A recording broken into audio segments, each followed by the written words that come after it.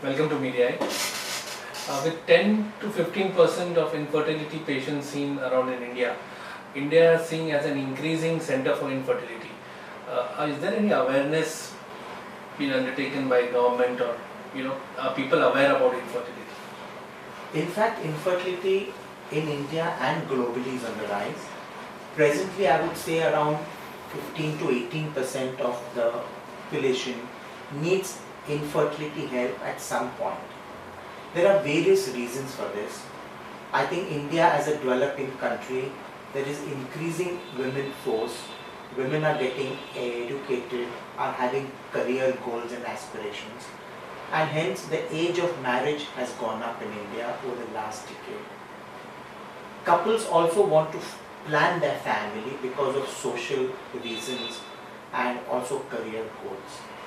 And that's the reason infertility is on the rise. We also see that a large amount of male infertility is on the increase, and this is because of sedentary lifestyle, work pressures, and use of or abuse of drug, alcohol, and increased smoking. There is not much being done to increase our awareness in India for infertility. You must understand that because of India's cultural status, fertility is womanhood and motherhood, and infertility is stigmatized in our society. And this is across the country. You take big cities, you take small villages, the infertile couple is ostracized. Sometimes the woman can lose her inheritance rights in the society because she is infertile. It is easy to get remarried and have children rather than going for infertility treatments. Quite often when it is a male cause, we know of some couples, of some men who are married again and divorced and married again 2 or 3 times, being aware that the cause is with them but not willing to accept. There are a large number of NGOs and corporates who are working in India, but because of India being such a big country, I think much needs to be done from corporates, NGOs, and I think the government should take a lead in doing this.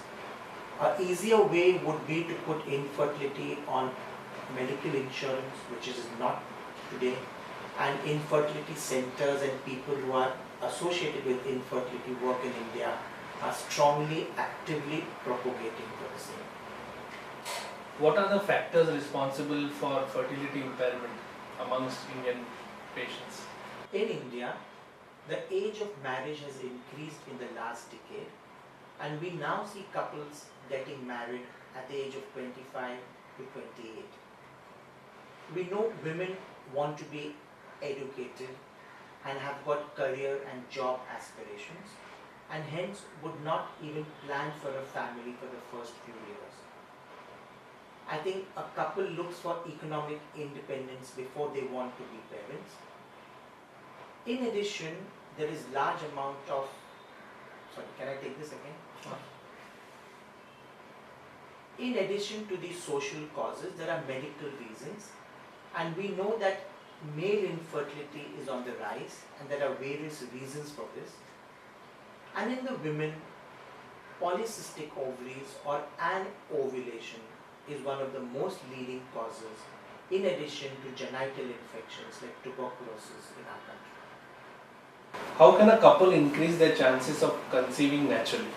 I think it is very important that when a couple plans to get into parenthood, they should make sure that they are leading a healthy life, which means having healthy diets, having some amount of exercise, and not leading a very sedentary lifestyle. Smoking, regular consumption of alcohol, recreational drugs are some things which impede fertility both in women and in men. Regular coitus is something also very important, and this is something which doesn't happen in couples who are working long hours or where both the husband and wife are working, and quite often we find couples working in shifts at call centers, and they have different times of work schedule. In fact, we have seen in women who work in call centers and work during the nights and sleep during the day, we find that they have disturbance in their ovulation patterns, in their egg production and in their egg growth. And we see a large number of these women putting on weight because of their sedentary lifestyles, and this can affect them when they're trying to get pregnant. It is also important that the couples test themselves for infectious diseases like HIV, Australia antigen, VDRL, and in certain sections of the community, make sure that they do not suffer from any genetic diseases. Commonly seen in our country is beta thalassemia. Are there any diets or foods that increase fertility? Very good question, because this is something that couples ask us very often. Frankly, there are no foods which are pro-fertility, but we know that if you have a healthy diet, if you include large amount of fresh fruits, vegetables, salads, and try avoiding junk food, processed food, or quick meals which contain a high amount of sodium, I think that will help you in a long way, not only to achieve a pregnancy, but also to ensure that that child or the pregnancy grows naturally and grows fine without any complications. There are certain myths regarding fruits like papaya or foods which are considered as heaty like chicken or egg, but these are really myths, and there is no scientific research to suggest that these foods would diminish fertility or would cause miscarriages or abortions. Any good thing also in excess is bad, and that's what we generally tell our patients, that everything in moderation is allowed. So if you're not going to have 20 cups of coffee, if you have 1 or 2 cups of tea or coffee, that is fine. So really there are no foods which increase fertility, but we have to make sure that a balanced diet is essential. My next question would be to most of the people of this country would ask. There are a lot of misconception or myths about the timing of sex or frequency. Could you share some views on that? You are quite right. There are a large number of myths, and if couples follow those myths or misconceptions, they in fact make their life very stressful and sometimes can actually reduce their chance of getting pregnant. The first myth is about the fertile period. Now we must understand that when an egg is released from the woman, the egg is viable or good to be fertilized for the next 24 to 36 hours. And a sperm which is released into the woman's genital tract, if it is a normal sperm, can fertilize that egg for even 24 hours thereafter. So you have a large period of almost 4 days which is a fertile period, and it is not the fertile movement which is important, or that time or that moment is important. When we tell a couple to keep sex in the fertile period, they must understand that the sex can happen in those next 2 or 3 days, because as I said, the egg and the sperm are viable for 24 to 36 hours to be fertilized or to conceive. This is the first myth. The second myth is about the frequency of sex during the fertile period. Quite often couples think that they need to have sex every single day in the fertile period. Now this is a myth, because even in a normal man with a normal semen count, the counts will reduce the subsequent day and will reduce by almost 10 to 15%. So it is enough to have sex every 2 or 3 days in that period and not necessarily every day, because the sperm counts would reduce. Timed sex, it can be very stressful to couples, and often we have men who come back telling us they have erectile dysfunctions or cannot perform on demand.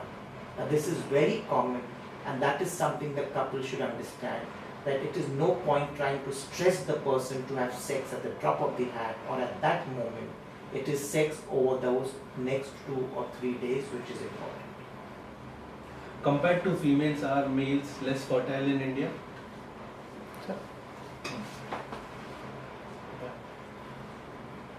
Actually not.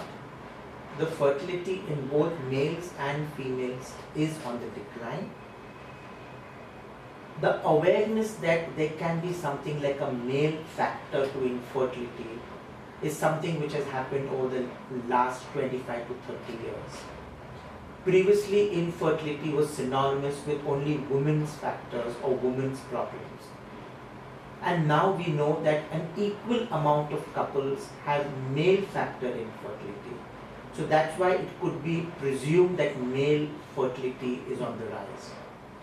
Having said that, we know that because of the pollutants in the air, the pollutants in the water, because of highly processed foods, there is a large amount of estrogen content in the food that we eat, and that is presumed to reduce sperm counts all over the world. If you take an average sperm counts 50-60 years back, would be in the range of 70 to 80 million per ml. Nowadays, we barely see any males with such high counts. So we know that the fertility is reduced, and this is also related to less exercise, sedentary lifestyles, hectic work schedules, abuse of alcohol, smoking, recreational agents, and various other reasons. So to answer your question, no, the decline is both in men and in women, but because men factors are now coming up on the forefront, it may be presumed that there is a more increase in male factor infertility. What are the causes of decline in ovarian reserve? Now this is something over the last 3 to 5 years, as infertility specialists, we are seeing a large number of women coming with a reduced ovarian reserve. Now we must understand that in women, the eggs are there since birth, and there's a certain amount of reservoir in the eggs or in the ovaries, and as the woman gets her periods, the eggs get out of the ovary and the reservoir starts reducing. And that's why in women you attain menopause when the critical level of the eggs in the ovary is reduced. Now that doesn't happen in men, because in men sperms are formed only after they attain adolescent or adulthood, and a sperm cycle typically takes 80 to 90 days, so fresh sperms are formed every 3 to 4 months. And that's why a man of 24, 34 or even 44 years would have a sperm which is only 4 months old. Whereas in a woman of 24, 34 or 44, the age of the egg is equal to the age of the woman, because no new eggs are getting formed. The eggs are there since birth, and there is a steady, sharp decline happening in women as she grows older, and a very steep decline after the age of 35. We now see a large number of women coming with low ovarian reserve, and this is because of nature or because of age related. Compounded to that is dietary habits or even smoking and alcohol use. We see women who smoke have a lower ovarian reserve than women who do not smoke. In our country, in addition to this, we see a large number of women with genital tuberculosis, or tuberculosis involving the uterus and the tubes and the ovary, and this can actually destroy the eggs, and the ovarian reserve in very young women is also low. Is there any solution to increasing reserve? There is no solution to increase the reserve. I think it is important that we pick up these women,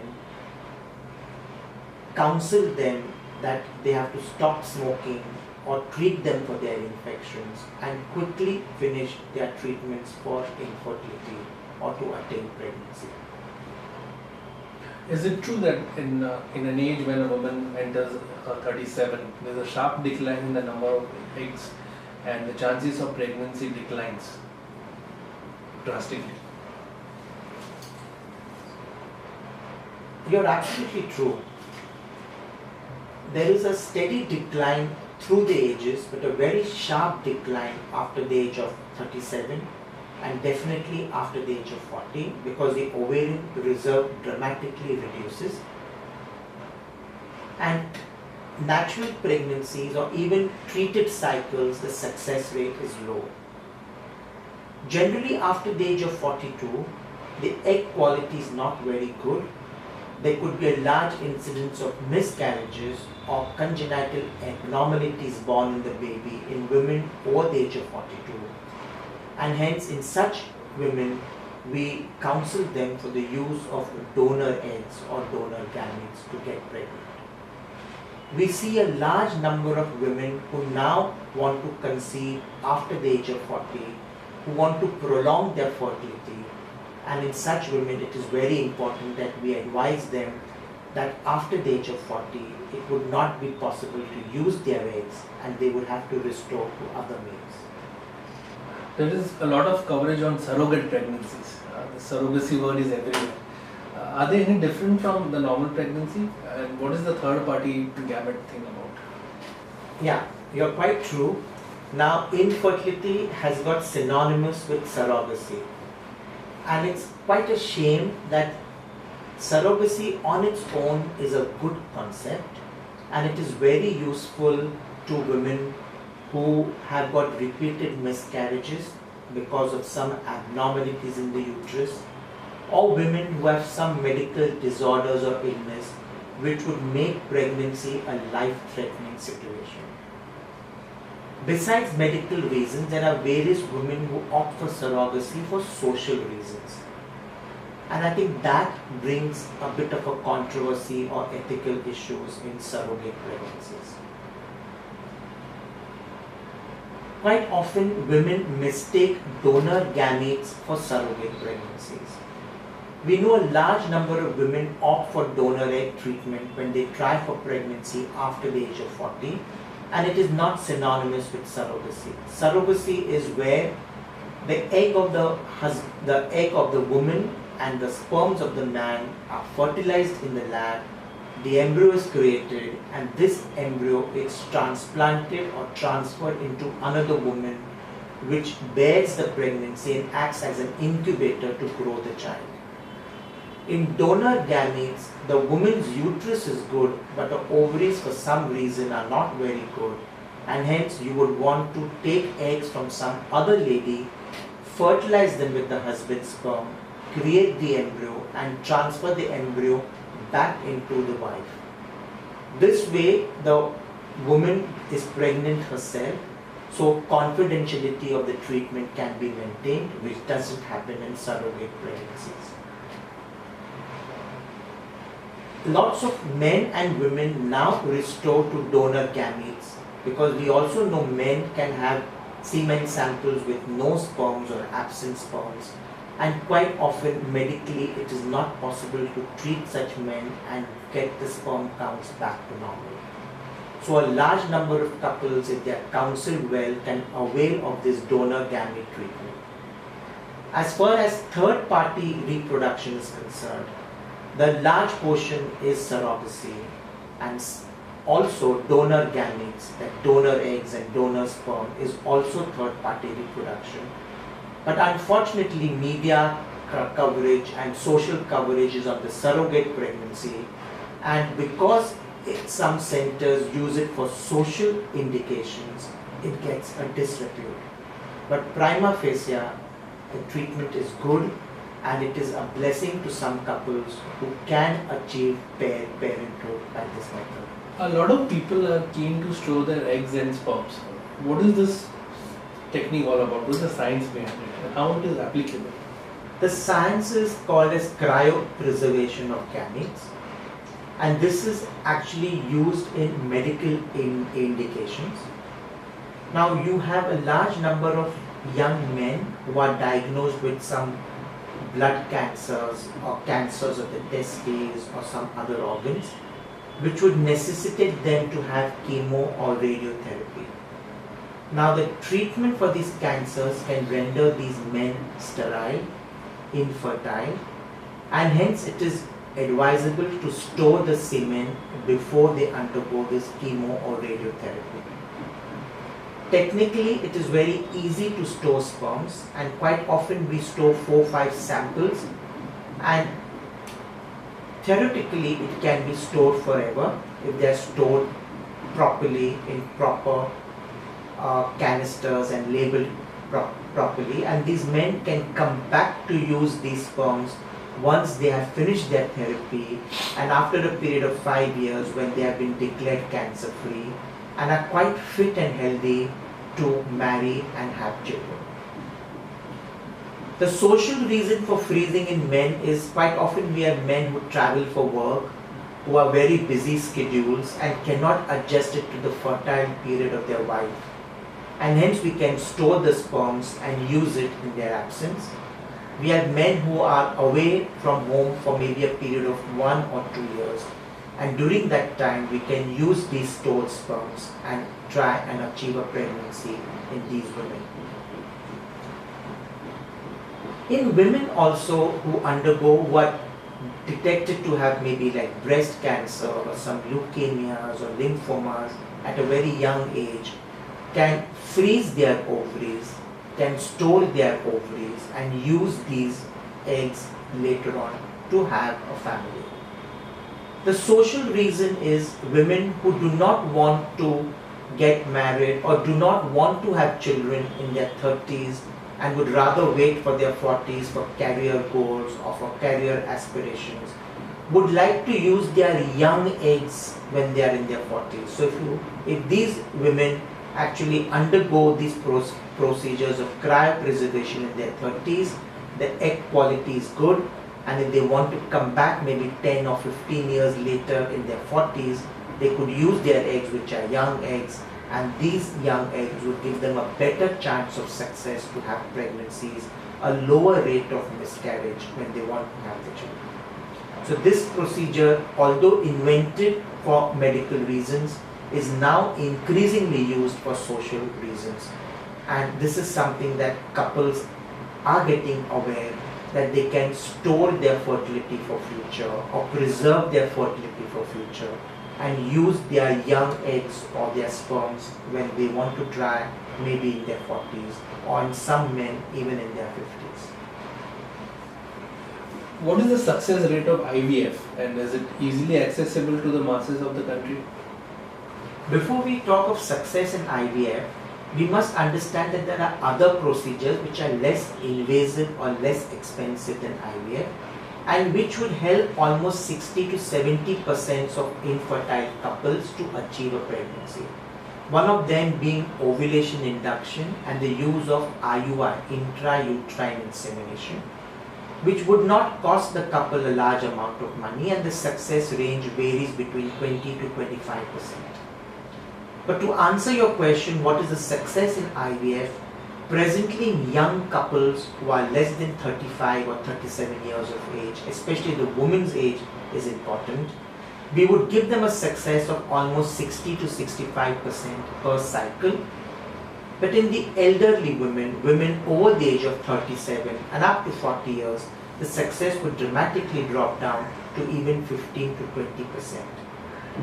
Women who try for donor egg treatment in their 40s or late 40s, if they are using eggs of women who are young, less than 30 years of age, the success rates again go up very high and can go up to as much as 75 to 80%. So the success would vary primarily on what treatment is being offered, but the main thing is that age of the woman is the prime factor to determine success. An IUI cycle typically would cost approximately 10 to 15,000 rupees per cycle. An IVF cycle would cost in the range of 75,000 to 1 lakh of rupees per cycle. So IVF prima facie is expensive, may not be accessible or affordable to large majority of our Indian population. But newer centers coming up with medias and drugs being manufactured in India, with equipment being made in India, the cost is coming down, and maybe in the next 10 years we will see the cost being halved as of today. Is IVF technology a solution for every case of infertility? No, I don't think that is the right solution. I think it is important that we find out the cause of the problem. Quite often couples have to be counseled, and quite often if women who have got polycystic ovaries with a bit of exercise, bit of weight loss and a bit of medications can conceive spontaneously. If they need any assisted reproduction techniques, as I said earlier, IUIs or intrauterine insemination, which is a simpler technique, can take care of almost 60 to 70% of the infertile population. So that leaves only 20 to 25% of couples who actually need the advanced techniques like IVF or the ICSI, which is the intracytoplasmic sperm injection, to achieve a pregnancy. Increasing awareness of these procedures, making couples and sometimes even doctors aware that these procedures are available and that not everybody who's infertile needs to go onto the IVF bandwagon or on the conveyor belt treatment of IVF is something important.